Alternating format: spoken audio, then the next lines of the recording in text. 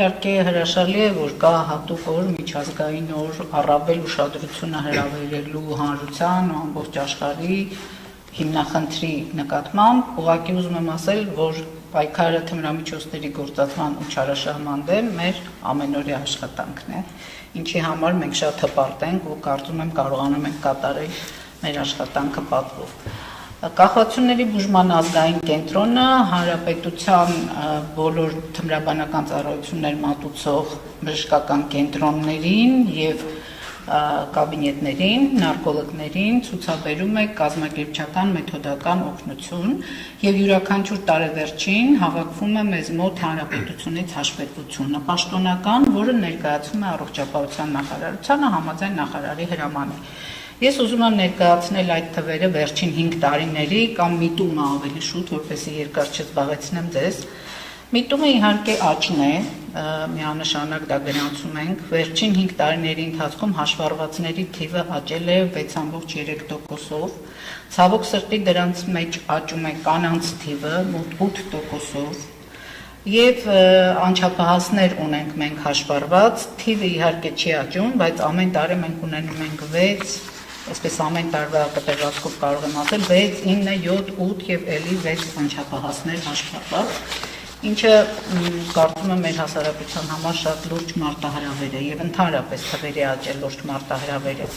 Հիվանդանոցային կարգով բուժում են ստացել մեզ մոտ այս տարիների ընթացքում 1000-ից ավելի քաղաքացիներ եւ արտահիվանդանոցային կարգով։ Կախվածությունների բուժման ազգային կենտրոնում ստեղծված են բոլոր պայմանները, որպեսզի բոլոր քաղաքացիները, ովքեր ունեն խնդիր թմրամիջոցների գործածման կամ թմրամիջոցներից արդեն կախվածության հետ կապված, հանգիստ կարողանան դիմել մեզ, ստանալ խորհրդատվություն։ Ուզում եմ ասել, որ անհանգստանալու, մտահոգվելու կարիք չկա, երբեմն նրանք խուսափում են դիմել, մտածելով, որ հենց առաջին անգամ դիմում են, անպայման պիտի հաշվառվեն, իրենց տվյալները պիտի գրանցվեն։ Առաջին խորհրդատվությունը կարող է լինել նաև առանց որևէ տվյալների հաղորդման։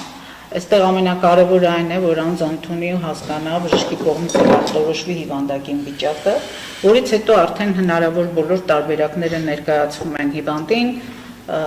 նա կարող է ստանալ եւ հիվանդանոցային եւ արտահիվանդանոցային բուժում։ Վիճակագրական տվյալները Հայաստանի Հանրապետությունում ուզում եմ ասել, որ իրենք միանշանակ արտացոլում են միջազգային տվյալները։ Այսինքն ՄԱԿ-ի 2025 թվականի թմրամիջոցների զեկույցը համաշխարհային ինքը որոշակի մի քանի եզրակացություններ ունի, որոնք արտացոլվում են մեր վիճակագրության մեջ։ Դա միանշանակ ամբողջ շուկայում ապօրինի շրջանառության մեջ եւ գործածող անձանց մոտ սինթետիկ թմրամիջոցների աճն է, ինչը որ արձանագրվում է նաեւ մեր գոլեգան նշեց մեզ երկրում, այսինքն մեզ դիմող հիվանդների 60-ից 70%-ը ունենում են խնդիրներ կապված սինթետիկ թմրամիջոցների հետ, հատկապես մետամֆետամին, ամֆետամին,